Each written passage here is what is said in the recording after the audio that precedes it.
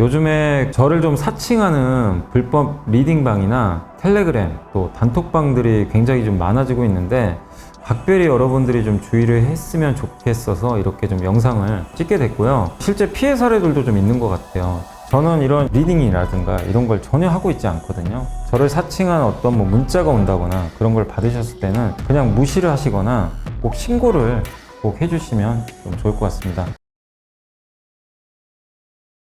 안녕하세요. 이베스트 투자증권의 염승환 이사입니다. 계좌를 신규 개설한 고객님께 요약집 주식 상품권 10달러를 드리는 이벤트를 진행합니다. 영상 하단 더 보기란을 통해 많은 참여 바랍니다. 네, 안녕하세요. 함께 배우기 또 시작해 보겠습니다. 지금 AI 배우기 한참 하고 있는데 오늘은 이제 지난주에 파트 2 온 디바이스 AI, MPU 요거 관련 요즘에 이쪽이 또 공교롭게도 제가 이제 촬영하고 있는 시간이 지금 2023년 12월 22일 금요일인데 이번 한 주는 정말 MPU의 시대였어요. AI, 온 디바이스.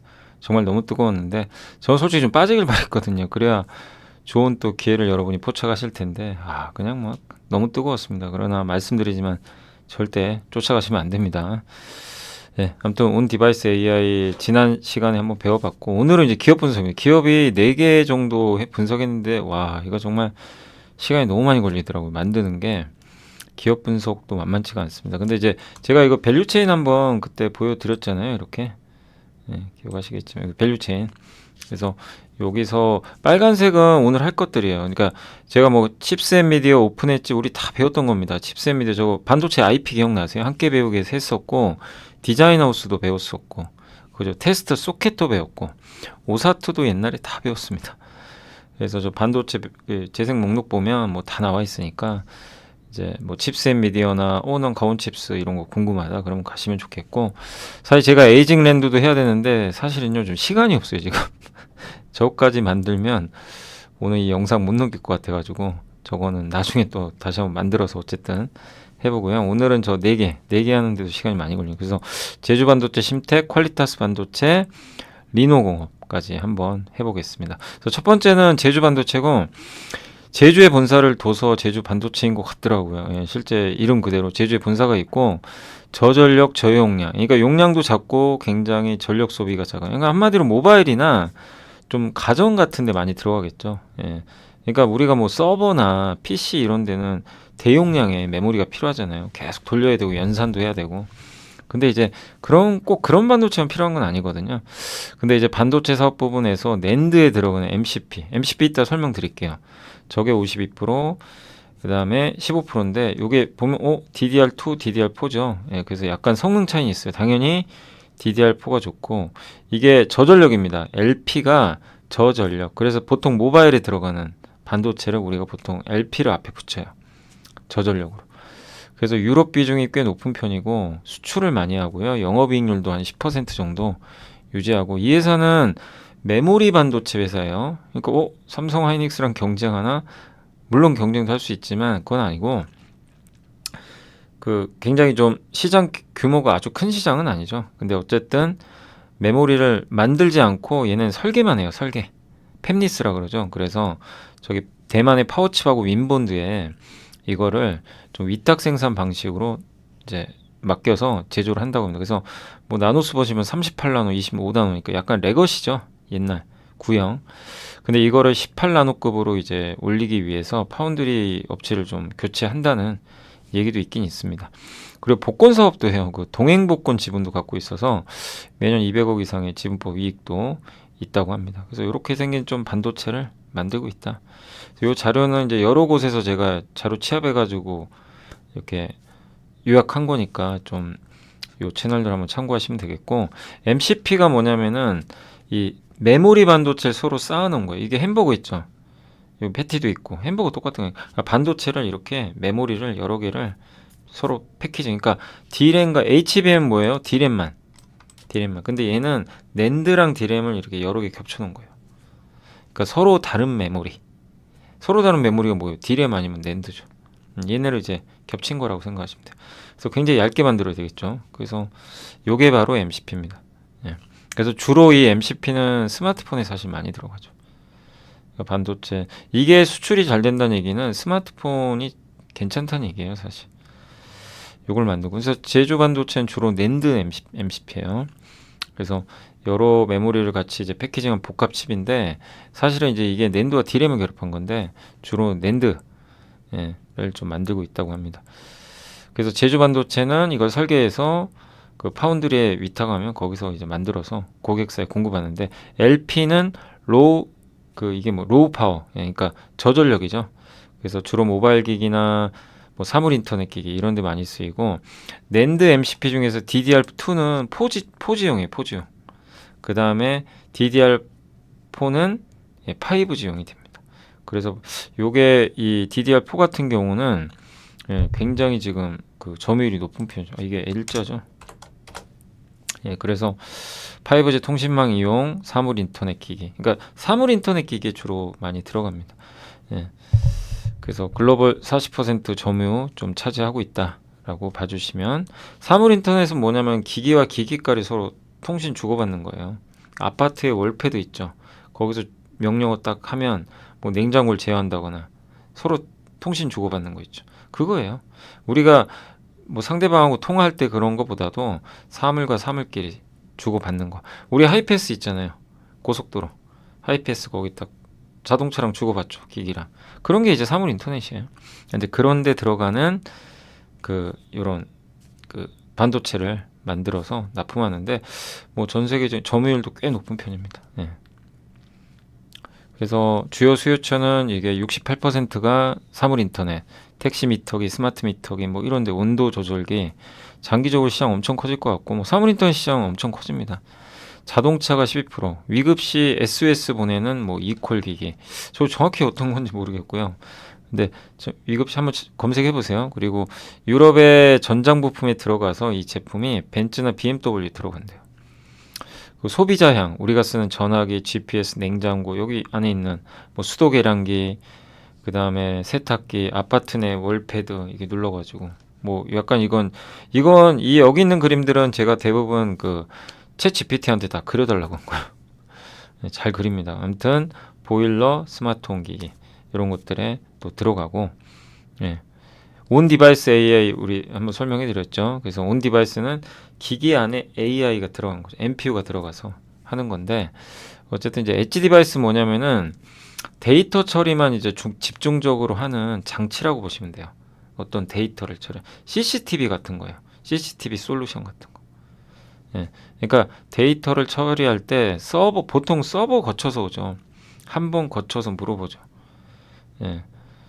그래서 이제 한번 이렇게 거쳐서 가는데 그게 아니고 자기가 직접 처리를 해버려요. 그 자리에서. 그걸 이제 엣지 디바이스라고 보통 합니다. 데이터를 자기가 직접 처리하는 거. 근데 그런 걸 할 때는 전력 소모가 또 이게 많이 있을 수도 있으니까, 그러니까 모바일 기기나 이런 거는 전력이 금방 닳잖아요. 전원이 연결된 것도 아니니까. 그래서 전력이 굉장히 적어야 돼요. 그리고 저용량, 메모리 반도체가 필요하다고 합니다. 그래서 왜냐하면 사물 인터넷 기기들을 자주 충전하기가 어렵잖아요. 그 상황에서 뭐 그렇다고 엄청 고사양의 그걸 쓰는 건 아니거든요. 그래서 기기의 수명을 연장하기 위해서 이렇게 온 디바이스 AI는 이런 이제 저전력 반도체가 들어가는. 그래서 제조 반도체가 수혜주로 막 폭부상한 거예요. 온 디바이스 AI 하니까 제조 반도체 저전력 반도체가 이제 대세다 막 이래서 간 거죠. 엣지 디바이스의 대표적인 게 요거예요. 요 CCTV 감시하잖아요. 거기에 AI 카메라 들어가 있거든요, 요즘에. 그리고 저장 장치까지. 이 모든 거를 이제 다 이제 이 솔루션이 컨트롤하는 거죠. 자동으로 막 감지하는 거죠.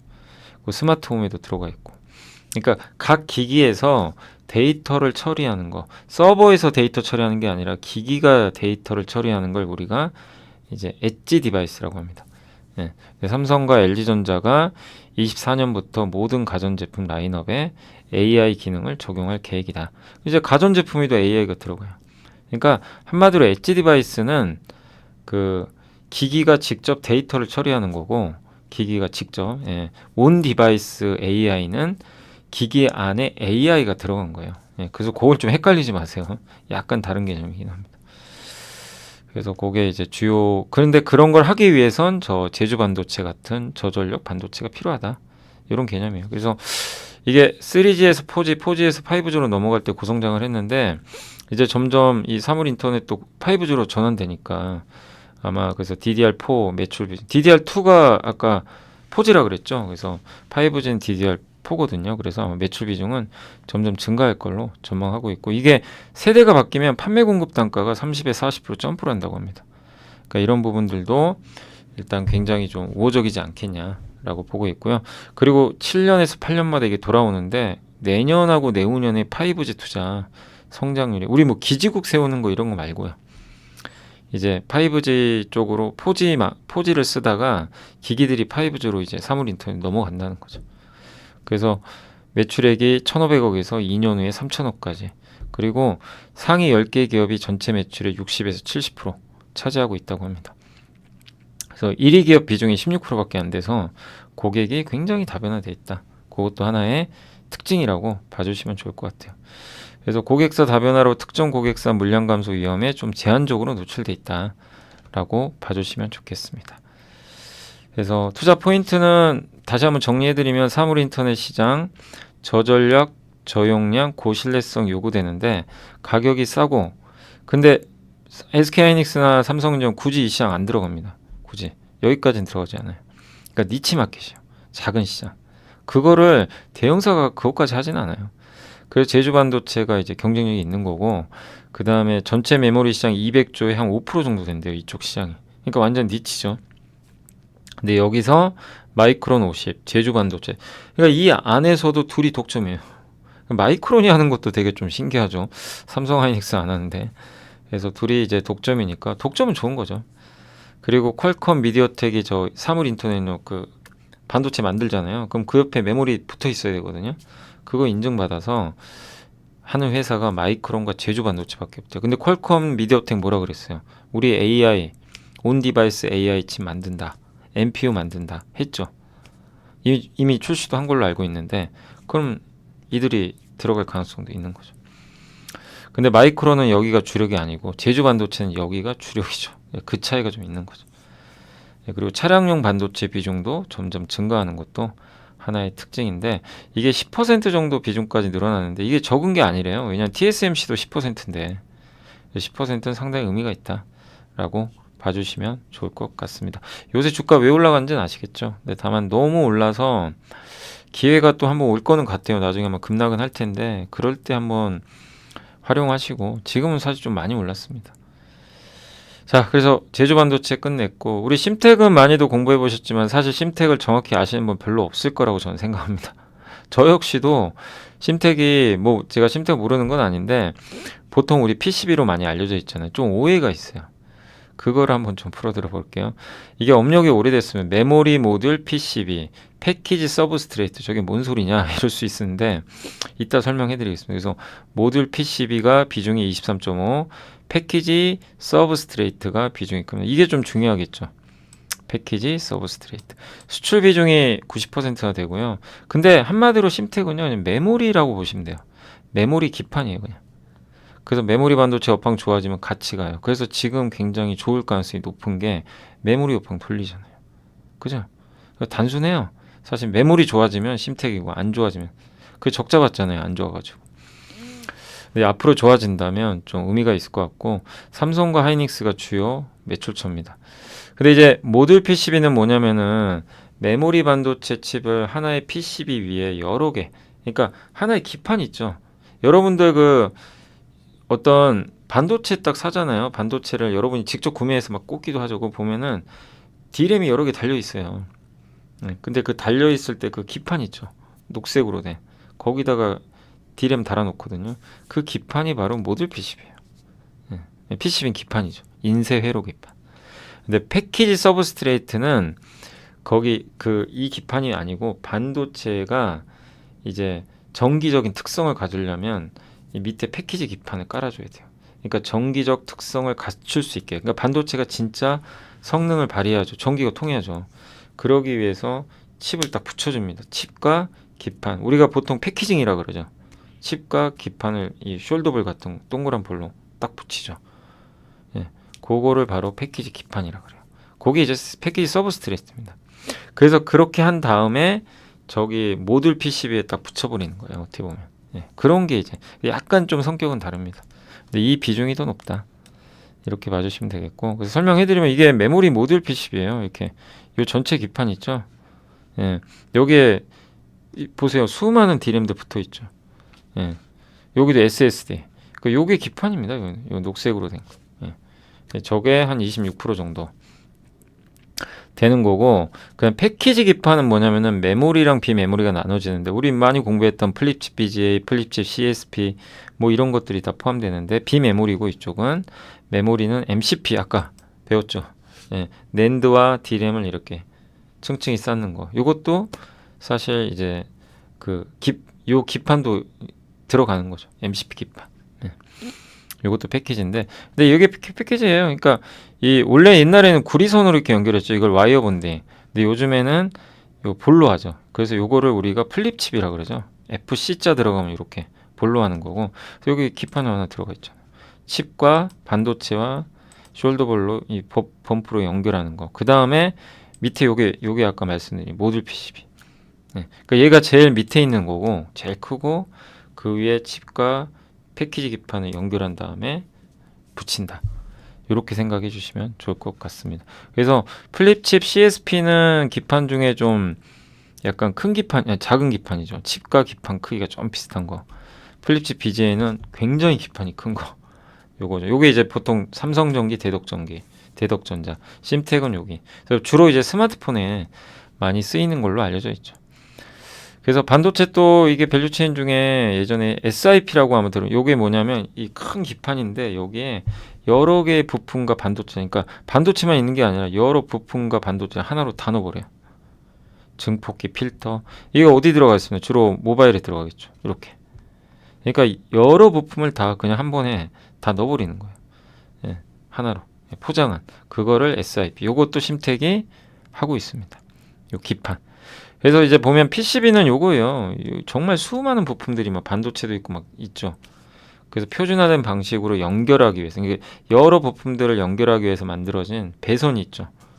이게 기판이고, 그래서 부품을 실장하는 용도, 그러니까 부품을 이렇게 올리는 용도가 바로 저게 메인보드 PCB고, 그 다음에 이제 요게 메인보드 PCB예요. 그 다음에 여기 있죠. 칩과 이 메인보드 PCB를 연결하기 전에 한 번의 기판을 또 얹어줘야 됩니다. 그러니까 반도체를 메인보드 여기다가 직접 연결 못해요. 반도체는 반드시 저 패키지 있죠. 한번 해준 다음에 패키지 기판이 밑으로 들어가서 붙여줘야 됩니다. 중간 가교 역할을 하는 거예요. 아시죠? 예. 그래서 산업별로는 이제 스마트폰이 비중이 좀 크다. 근데 이게 작년에 이제 올해죠. PCB 업황이 좀 안 좋아서 역성장했는데, 아무튼 모든 전자기기엔 저게 있어야 되고 저거 없으면 무용지물입니다. 못 쓰는 거죠. 그래서 투자 포인트는 MCP, 메모리 매출 비중 한 40% 정도 되거든요. 그래서 메모리 비중이 높은데 그 MCP 있죠. 그게 비중이 꽤 큰 편입니다. 그래서 낸드 60, 뭐 모바일 40인데, 특히 이제 FC CSP라고 아까 우리 배웠잖아요. 그 비메모리에 들어간 작은 거. 근데 이게 요 부품이 우리가 옛날에 요게 저도 스마트폰에 많이 들어간 줄 알았어요. 근데 오해였어요. 스마트폰이 아니고 저게 의외로 서버에 많이 들어가요. 서버 SSD, 서버 메모리 모드.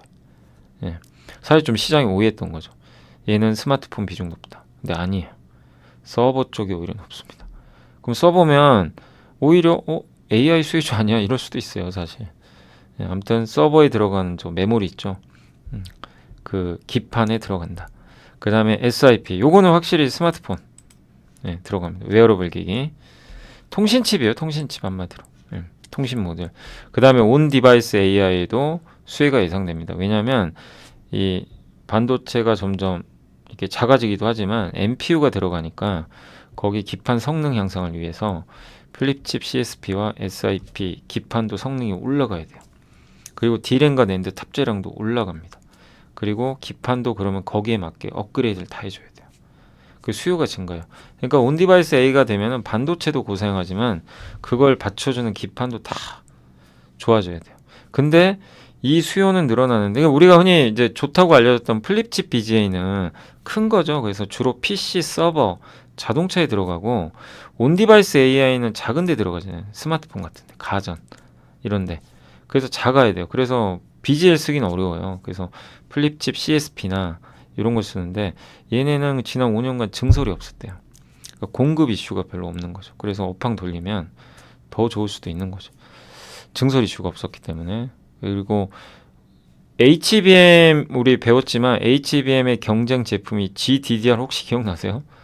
예, HBM이 엔비디아 GPU 바로 옆에 붙어 있죠. 근데 원래는 그 자리에 누가 있었죠? GDDR 1층짜리 D램.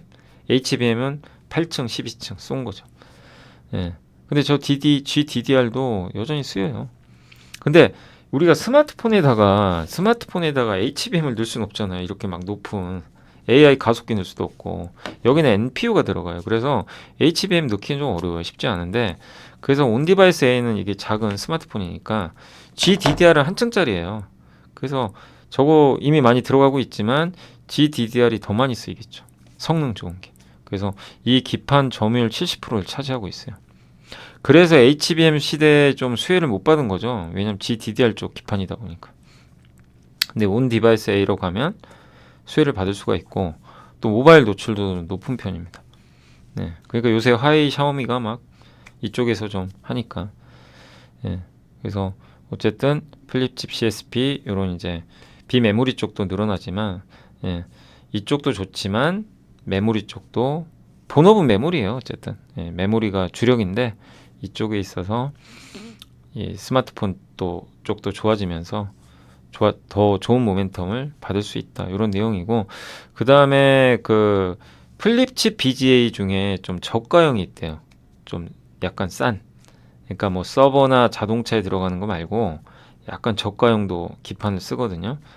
예. 근데 그럴 때 주로 뭐 가전제품이나 그 다음에 낸드 플래시 컨트롤러 이런 데 들어간다고 하는데 이거를 FC CSP로 대체하는 분위기가 있대요. 왜냐면 이게 더 싸니까. 그러니까 이런 것들도 심텍한테 유리하게 돌아간다. 그래서 사실 이게 좀 쉬운 기업은 되게 아닙니다. 막 좀 복잡하긴 하죠. 예. 근데 핵심 뭐냐면 이 회사가 만드는 어쨌든 기판에서요. 기판이 점점 고사양할 수밖에 없고 그리고 기판이 작아야죠.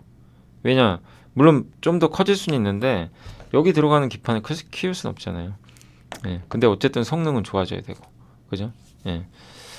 그래서 예. 그런 면에서 좀 이 심택이 만드는 이런 제품들이 수혜를 받지 않겠냐 하는 게 하나의 좀 포인트다라고 말씀을 좀 드리고 싶습니다. 그래서 이게 좀 오해가 이게 뭐냐면 심택이 자꾸 중국 비중 높고 모바일 의존도 높다고 하는데 저도 그런 줄 알았거든요. 근데 아니에요. 실제로 보면은 물론 뭐 모바일 비중이 낮다고 얘기한 건 아닌데 메모리예요. 그냥 한마디로 메모리가 꼭 모바일만 있는 건 아니죠. 그러니까 메모리 반도체 업황에 직접적으로 연결된다. 그리고 플립칩 CSP도 모바일보다 오히려 서버 비중이 커요.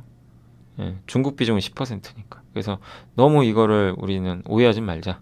심택은 메모리다. 그래서 메모리 업황이 좋아지고 온 디바이스 AI가 온다면 어느 정도 수혜는 가능하다. 근데 다만 온 디바이스 AI가 언제 제대로 폭발을 할지 몰라요. 이게 수요가. 뭐 내년에 나오지만 내년에 예상보다 수요가 부진할 수도 있어요.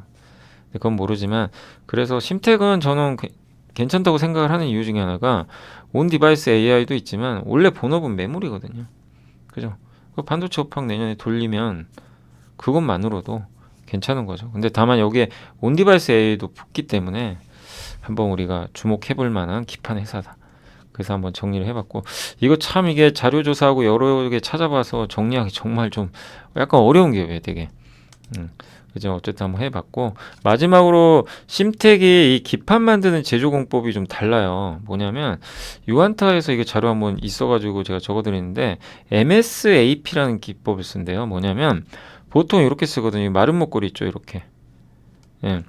그래서 이걸 애칭 공법이라 그래요. 배선 현성이 이렇게 사다리꼴이 되는데 요거 MSAP는 뭐냐면은 여기 사다리꼴이죠, 여기가. 이 네모난 직사각형 모양으로 돼 있어요. 예. 근데 애칭 공법을 쓰면 간격이 점점 이 칩과 기판 사이가 줄어들면요. 애칭 잔사가 발생해가지고 쇼트가 난대요. 그러니까 전기 충격이 나는 거예요. 근데 이걸 쓰면은 이거를 그 뭐 배선 사이에 이거를 배치한 도금 레지스트를 여기다 놓나 봐요. 예. 그래서 이제 그 간격이 작아도 배선을 좀 안정적으로 깔아놓을 수가 있다고 합니다. 그래서 저도 뭐 이런 공법이 있다는 거 정도만 아는 거지. 제가 뭐 전문가는 아니고. 근데 어쨌든 이제 이 공법 비중이 급격히 늘어나가지고 어쨌든 점점 미세화하잖아요. 칩과 기판 사이. 그럴 때 이 공법은 당연히 유리한 면이 있는 거죠. 훨씬. 예. 그래서 그런 면에서 예, 우위에 있지 않냐. 이런 좀 내용인 것 같습니다. 그래서 점점 이 좁아지는 미세화에 수혜도 받을 수 있는 공법을 가지고 있다라고 봐주시면 좋겠습니다. 이 내용은 좀 처음 들어보시죠. 예. 그래서 그런 제조 경쟁력도 뛰어나고, 자, 세 번째는 리노공업입니다. 뭐 많은 분들이 아시는 리노공업, 반도체 소켓이죠. 소켓으로 알려져 있고, 뭐 ISC의 뭐 경쟁사다 이렇게 좀 알려져 있는데, 뭐 소켓은 그거죠. 여기다 반도체를 딱 끼워가지고 테스트하는 거죠. 마지막에 최종적으로 얘가 제대로 돌아가나 안 하나. 그러니까 전기가 통하나 안 통하. 반도체 전기 통해야 될 거 아니에요. 그죠? 반도체를 칩을 딱 만든 다음에 아까 패키지 기판에 꽂아요. 그러면 전기가 통해야 돼요. 근데 통하는지 안 통하는지 어떻게 알아요? 그래서 검사를 합니다. 그 검사 장비가 바로 장치가 소켓. 네, 이렇게 정의를 하시면 되겠고, 뭐 보시면 고객사 되게 많죠. 정말 다양해요. 그러니까 전 세계 1위 기업이거든요. 여기 포고핀 1위인데 많은 기업들이 이 회사에 맡깁니다. 좀 테스트. 엔비디아도 있어요. 거의 갑 중에 갑이에요. 리노. 굉장한 회사죠. 그래서 스마트폰이 제일 크고요. 시장은 확실히. 예. 그리고 이제 서버 데이터 센터가 확실히 좀 커지고 있고, AI 쪽이겠죠. 이런 좀 내용인데, 어쨌든 소켓 옛날에 우리 한번 공부해본 거 다시 복습해보면 웨이퍼에서 얘를 자른 다음에 그 다음에 불량품이 좀 섞여 있거든요. 그래서 여기서 테스트를 해가지고 불량품 최종 걸러내는 거죠. 요게 이제 하나의 검사 시스템인데, 예, 전공정에서 웨이퍼 버닌 열 테스트 한 다음에 프로브로 웨이퍼를 먼저, 위에 프로브 동그란 거 있거든요. 걔를 딱 붙여가지고 검사 한번 해요. 그 다음 패키지 해요. 칩과 기판 붙입니다. 그래서 한 번 더 패키지 검사를 합니다. 예, 그 다음에 모듈 있죠. 아까 심텍이 만든 모듈, 거기다가 반도체를 딱딱딱 붙여요. 그 다음 마지막에 모듈도 검사를 해줘요. 요게 이제 하나의 반도체 3종 검사 세트죠. 어떻게 보면. 근데 테스트는 어쨌든 아까 웨이퍼, 패키지, 그 다음 모듈. 예, 이해되시죠? 아까 심텍을 우리가 배웠기 때문에 좀 이해가 더 쉬우실 거예요. 근데 점점 반도체 테스트가 중요해지는 게 점점 복잡해지거든요. 복잡하고 막 이러다 보니까 수요는, 반도체 수요는 점점 늘어나요. 뭐 데이터 센터, AI, 이건 사실 제가 작년인가 아마 만들었던 자료인 것 같아요. 근데 여기에 사실 더 업데이트를 하면 AR 넣어야죠, 이제. 그죠? 예. 그러니까 점점 새로운 반도체 늘어나고 그걸 테스트한 수요는 더 많아질 수밖에 없는 거죠. 그래서 이게 그 한번 이거 혹시 기억나시는 분들 계실지 모르겠지만 테스트 밸류 체인이라고 한번 옛날에 보여드렸죠. 예, 우리 소켓 공부할 때. 예, 이 반도체 후공정 공부할 때, 밸류 체인 할 때. 그래서 보면 YIK, 요즘에 난리 난 데가 여기죠. 여기. 예, 이쪽. 아, 여기. 네오셈, 엑시콘, 뭐 이쪽이 난리가 났습니다. 여기가 CXL 관련주로 급부상해가지고 막 폭등하더라고요. 아무튼. 근데 이제 우리가 할 건 여기 소켓, 요 회사들이 이제 대표적이고, 테스트 소켓은 어쨌든 이제 요 패키징을 끝낸 칩을 꽂아가지고 그 전기가 통하는지를 검사한다. 여기 보시면 되겠고, 두 가지 방식이죠. 포고 핀.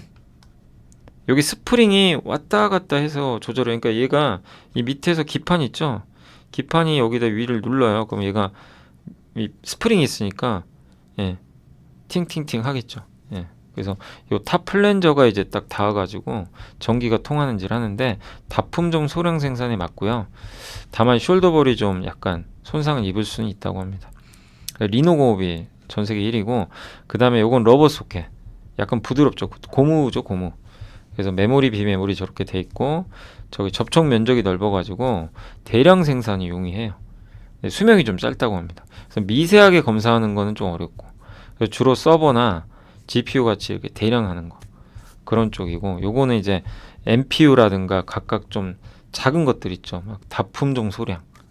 예, 우리 회사만의 반도체 만들어 주세요. 그래서 만들어서 테스트 좀 해주세요. 그럼 이제 리노공 가는 거죠. 근데 PC용 CPU를 대량으로 만들었어요. 그럼 어디 가요? 여기로 가죠. ISG로. 예, 그 차이가 좀 있다고 보시면 되겠고, 그래서 이 소켓은 이런 그림이에요. 제가 이제 이거 한번 이렇게 뭐죠? 챗 GPT 이용해서 그림을 한번 그려본 거예요. 그러니까 예를 들면 자, 우리 새로운 MPU를 만들었다. 근데 이게 제대로 작동하나? 한번 테스트 해볼까? 네, 리노공업에 제가 연락을 한번 해보겠습니다.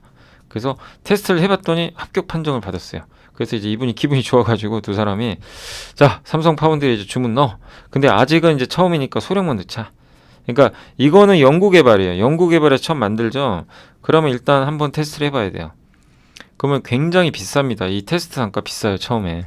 그리고 두 번째는 이제 만들어져서 합격 판정 받았죠. 그러면 삼성 파운드리가 만들어줘야 될 거 아니에요. 비메모리니까.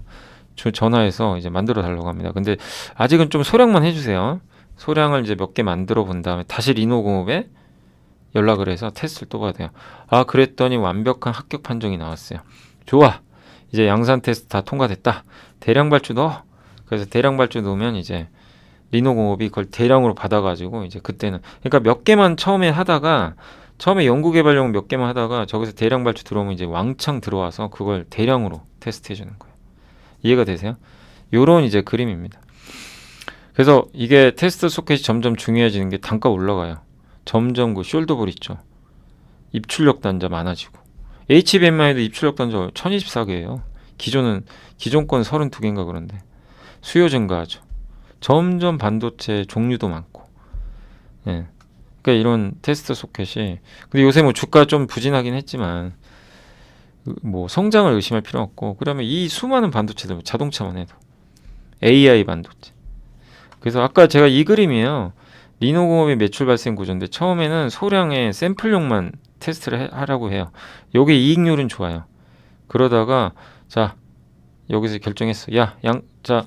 양산 테스트 통과. 대량 발주 넣어주세요. 알겠습니다. 그럼 이제 여기서 양산용이 뻥 터지는 거죠. 요런 구조예요. 리노공업. 예. 요건 뭐 꼭 리노공업만 그런 건 아니고 소켓회사들이 그렇게 되는데 근데 이제 리노공업의 주요 제품들은 첫 번째가 테스트 핀 있죠. 요거 핀처럼 생긴 거. 요겁니다. 요거. 그래서 이 핀이 기판을 접촉해 가지고 예, 검사하는 거예요. 그래서 요게 플런지 보이세요? 중간에 스프링이 있죠. 그다음 배럴이 있고 튜브 요게 돼가지고 요걸로 이렇게 하는 건데 기판에 닿는 거죠. 근데 이걸 다 자체 제작해요. 거의 수공예로 한다고 하더라고요. 그래서 정말 잘 얇게 만든대요. 그래서 고정밀 CNC 장비 이용해서 정말 섬세하게 장인 정신으로 한다고 합니다. 왜냐하면 점점 범프 있죠. 예, 이 칩과 기판 사이에 이 동그란 볼 요게 줄어드니까 이 크기도 작아져야 돼요. 근데 저게 만들기가 너무 어렵죠. 그래서 점점 95, 85, 75로 줄고 있다고 합니다. 그 테스트 소켓 그리고 저 포고핀 있죠. 저거를 이제 하나로 모듈을 한 게 바로 소켓이에요. 저 포고핀들이 여기 소켓입니다. 그래서 보면 요게 소켓이고요. 저 포고핀들이 안에 들어가 있어요. 그 다음에 반도체 있죠. 패키징이 끝난 플립칩 BGA 반도체 있죠. 요거를 여기다 딱 집어넣어요. 그래서 여기 소켓 있죠. 얘가 칩이 여기 딱 들어갑니다. 이쪽에 이렇게. 그래서 딱 접촉한 다음에 테스트를 진행하는 겁니다. 그래서 이 소켓은 계속 소모성 부품이라 바꿔줘야 된다고 합니다. 그래서 기술 수준이 되게 높고 근데 점점 이 웨이퍼가 얇아지잖아요. 얇아지면 휘어진대요. 이렇게 웨이퍼가. 근데 포고핀의 강점은 휘어지면 얘가 스프링이 달려서 휘어지는 대로 이렇게 지가 알아서 맞춰준대요. 그러니까 약간 휘어지면 일직선으로 보통 돼 있는 게 아니라 이렇게 휘어지죠. 그럼 얘가 스프링이 있으니까 약간 이걸 튕겨주니까 거기에 맞게 좀 낮게 가는 거죠. 그래서 그거에 맞게 해준대요. 그래서 휘면상이 좀 많나 봐요. 네, 이게 점점 얇아지다 보니까. 그래서 그럴 때 되게 포고핀이 많이 쓰인다. 그래서 지금 스타일에도 잘 맞는 그런 기업이다라고 보시면 좋겠습니다. 자, 리노공업까지 했고 마지막으로는 퀄리타스 반도체. 이건 정말 생소하시죠? 저도 생소한 기업이고 한마디로 초고속 인터페이스 IP인데 이게 뭐냐면 연결한다고 보면 돼요. 둘을 그냥. 예, 둘을 연결한다. 예, 그냥 연결하는 거예요. 인터 커넥트라고 합니다. 그 연결하기 위한 하나의 이 반도체 칩 요거를 설계하는 기업입니다. IP를 설계 자산 갖고 있고요. AI 자율주행 이게 다 뭐죠? 칩과 칩끼리 계속 고속으로 연결을 해야 돼요. 주고 데이터 받아야 돼요. AI도 메모리랑 비메모리가 서로 상호 교환하면서 연산을 하는 건데 학습도 하고 그게 빠를수록 좋은 거죠. 그래서 초고속에 강한 회사라고 보시면 좋겠고, 일단 디스플레이 비중이 좀 높은 편이지만 점점 자동차, 모바일, AI, 사물 인터넷 비중이 높아지고 있는데, 이 중에 디스플레이 이쪽이 제일 커요. 영상 데이터 전송하는 거 있죠. 예. 그래서 반도체 모아 있는 그 칩하고 화면을 송출해주는 그 반도체가 있는데, 그걸 서로 연결해주는 그거랑, 그 다음에 MIPI라고 모바일 AP 있죠. 모바일 반도체랑 카메라 있죠. 스마트폰, 걔를 연결해 주는 거예요. 그러니까 한마디로 얘는 다 연결이에요. 연결용 반도체 설계 자산. 예. PCIe-는 뭐냐면 PC와 주변기기 연결하는 거. 우리 그래픽 카드 혹시 사보신 분 계세요? 저는 옛날에 사보고 제가 직접 한번 꽂아봤는데, 예를 들면 엔비디아 그래픽 카드를 쓰다가 마음에 안 들어서 저기 어디죠? AMD 거. 예, AMD 거를, AMD 이름이 뭐였더라? 제가 갑자기 기억이 안 나는데, 아무튼 AMD 거를 사가지고 이 꽂아야 되잖아요, 컴퓨터에. 그럴 때 그 꽂는 데 있죠, 꽂는 거. 그 그래픽 카드. 그게 PCL이에요. 예. 그 속도에 따라 뭐 버전에 따라 좀 다르긴 하지만, 그래서 한마디로 이게 인터커넥터입니다. 커넥터, 카메라 연결하죠. 데이터 센터 연결하죠. 디스플레이 연결하죠. 이런 커넥터, 또 자동차용 커넥터 만드는 회사가 어디죠? 한국단자.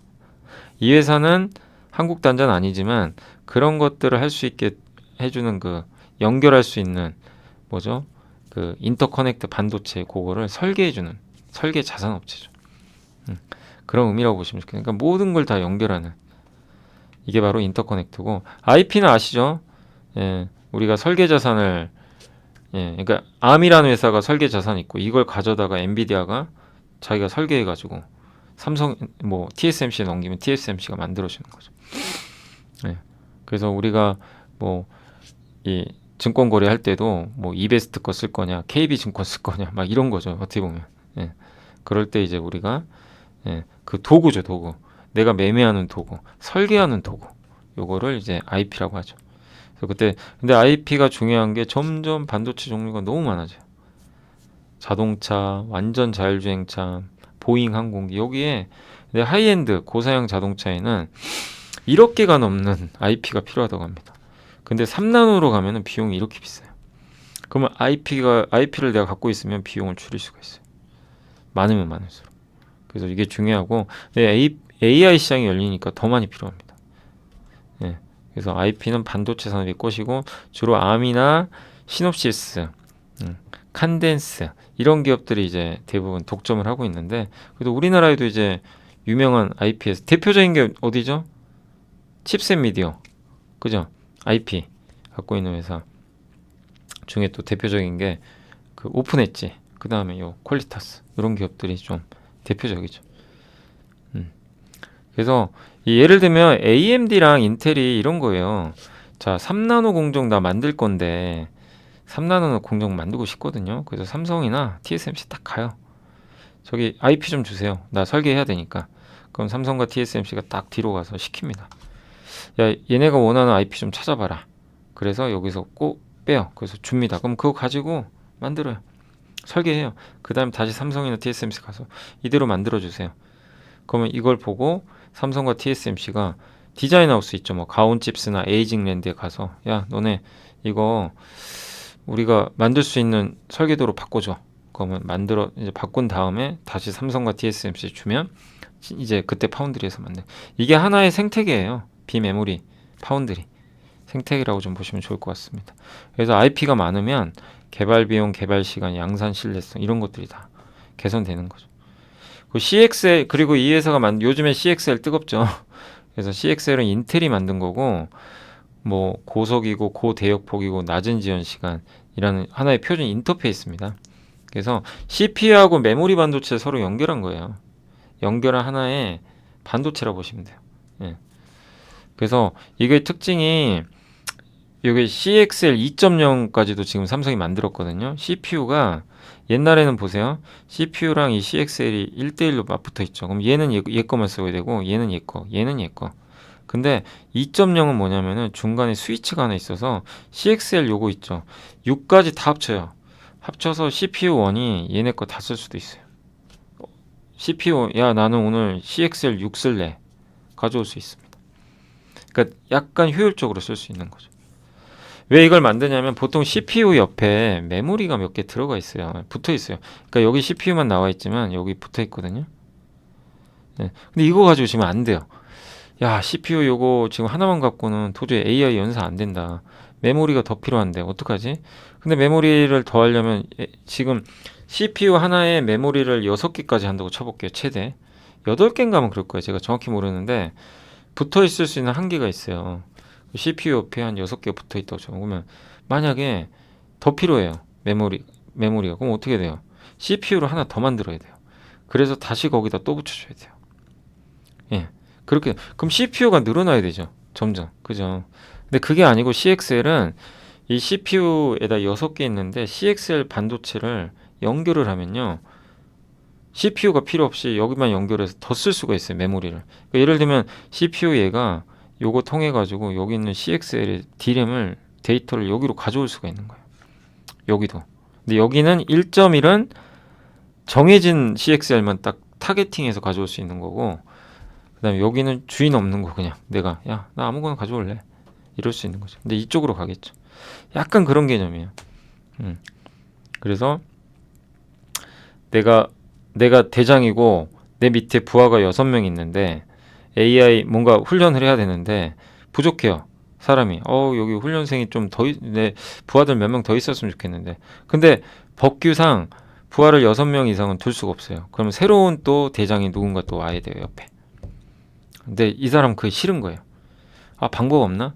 그래서 새로운 뭔가 자기 이제 머리를 굴려가 CXL이란 부대를 만들어 놨어요. 예, 부하를 더 충원할 수 있는. 그래서 그거랑 연결시켜 버린 거죠. 예, 그게 CXL입니다. 예, 간단히 말하면 그걸 인텔이 만든 거예요, 사실. 인텔이 주도했고 그거 이제 D램을 삼성이 만든 거죠. 그래서 앞으로 이 시장이 31.5% 커지는. 그래서 요새 막 CXL 관련해서 네오셈, 뭐 엑시콤 막 이런 기업도 퀄리타스 반도체가 막 가버리는 거죠. 예. 어떤 개념인지 아시겠죠? 그리고 칩넷은 뭐냐면 여러 반도체가 기판에 있는 거잖아요. 얘네끼리 고속으로 연결하는 걸 UCL이라 그래요. 여기에 또 오픈 엣지 테크놀로지, 뭐 퀄리타스 반도체도 기술 개발하는 걸로 알려져 있고 요 회사들이 연결돼 있습니다. 그러니까 서로 다른 칩들을 이것도 역시 고속으로 연결하기 위해서 기판에 하나 딱 넣어놓고 연결해주자. 초고속으로. 그걸 해주게 하는 게 바로 UCL입니다. 요거 컨소시엄 맺어서 있고 PCL은 요거예요. 여기. 요거 제가 챗 GPT한테 그려달라 그랬거든요. 이렇게 그려주더라고요. 보시면 어때요? 잘 그렸죠? 여기다 그래픽카드 딱 꽂으면 되죠. 저기다 D램 꽂아도 돼요. SSD 꽂아도 됩니다. 요걸 PCL이라고. 저 PCL을 하게 하는 저 인터페이스 있잖아요. 저거. 예. 저거를 만들 수 있게 설계해주는 그 설계 IP를 또 퀄리타스가 하고 있습니다. 그러니까 퀄리타스 반도체는 이걸 만드는 회사가 아니에요. 이걸 만드는 회사한테 IP를 줘서 만들게 해주는 거예요. 그게 특징입니다. 그 다음에 MIPI는 아마 이거 되게 생소하시죠? 뭐냐면 암과 노키아 이런 회사들이 연합체를 구성해서 만든 건데 모바일 있죠? 그 스마트폰 안에서 이게 너무 복잡하잖아요, 안에가. 그래서 서로 모뎀, AP, 뭐 카메라, 디스플레이, 오디오 그 안에 여러 부품들이 있는데 이거를 표준화해가지고 서로 또 연결할 수 있게 해주는. 예를 들면 저기 이 그림을 좀 그려달라고 한 건데 반도체 있죠, 모바일 AP. 얘랑 카메라 모드라고 연결할 수 있게 하는. 예.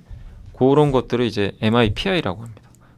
여기도 연결이. 그러니까 한마디로 퀄리타스는 모든 게 연결이에요. 다. 연결과 관련된 부품과 부품 뭐 연결과 관련된 IP를 만드는 대표 회사다. 이게 바로 퀄리타스 반도체다 라고 여러분들이 생각해 주시면 좀 좋을 것 같습니다. 이해가 되시죠? 예. 좀 더 자세한 건 여러분이 또 직접 한번 공부해 보시면 좋겠고, 어쨌든 세계 최고속 인터페이스 IP 시장이 2021년에 13억 달러에서 연평균 16.1% 성장할 것 같고, 인공지능, 자율주행, 모바일, 뭐 디스플레이, 뭐 신규 칩 개발 시, 그러니까 점점 많아지죠, 이런 것들이. 그러니까 뭐 NPU 시대, 뭐 CXL, 또 3나노, 뭐 GAA, 뭐 이런 것들이 계속 앞으로 더 많이 나올 텐데, 예. 그러면서 지금 퀄리타스 반도체 가치도 올라가지 않게, 또 삼성 파운드리 파트너예요. 또 TSMC는 파트너가 많은데 삼성전자는 IP 파트너가 부족한데 거기서 또 큰 역할을 하겠죠. 그러니까 삼성이 잘 되면 퀄리타스도 잘 될 수 있다. 이렇게 보시면 좋겠습니다. 아무튼 퀄리타스는 IP를 만들어서 파운드리에 제공도 하고 이 파운드리가 요런 이제 글로벌 제공 회사들한테 야 너네 IP 필요해? 퀄리타스 거 줄까? 약간 요런 느낌으로 보시면 또 좋을 것 같습니다. 자 이제 40분에 걸쳐서 4개 기업 하는 거 정말 이게 기업들이 뭐 생소한 기업도 있고 되게 어려워요. 반도체 기업들이 공부해 보셔서 아시겠지만 진짜 어렵습니다. 그러나 제가 알 수 있는 내용을 최대한 쉽게 한번 설명을 해본 거니까 그림까지 한번 그려도 봤고 그래서 좀 좋게 봐주시면 감사하겠습니다. 자 그래서 이제 AI 오늘 세 번째 시간 NPU 반도체 기업 분석 한번 해봤고 그 다음엔 또 다른 또 AI 주제로 또 찾아뵙도록 하겠습니다. 자 오늘 고생하셨고요. 예, 주말 크리스마스 연휴인데 잘 보내시면 좋겠습니다. 메리 크리스마스고요. 감사합니다. 안녕하세요. 이베스트 투자증권의 염승환 이사입니다. 계좌를 신규 개설한 고객님께 요약집 주식 상품권 $10를 드리는 이벤트를 진행합니다. 영상 하단 더 보기란을 통해 많은 참여 바랍니다.